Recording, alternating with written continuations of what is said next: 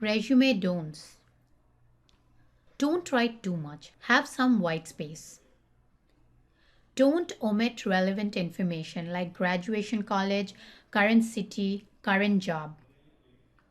Never include irrelevant information such as gender, age, father's name, date of birth, passport number, etc. Trust me, no one is interested in your personal details. The employers are only interested in what you can do for them being an employee. More than 56% of the resumes have a typo. And to avoid typos, read your resume to yourself. Ask your friends to read it. Change the font. Take print in different fonts and then read it, reread it. This will help your resume to be 100% error free.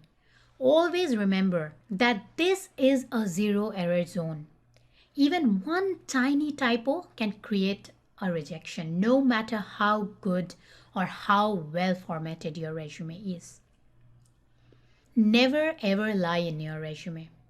Not even white lies are okay. Lies in any form are deadly.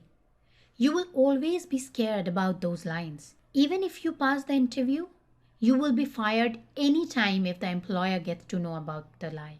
Read about the former Yahoo CEO, Mr. Thompson, to understand what can actually happen if you lie in your resume. If a CEO can be fired, you can be fired too. Don't use same words again and again. It shows limited vocabulary. Go to LinkedIn and look at similar profiles and find words. It is a very good platform to find really great profiles and many options to create a wonderful resume for yourself. Read the list of action verbs and use those words.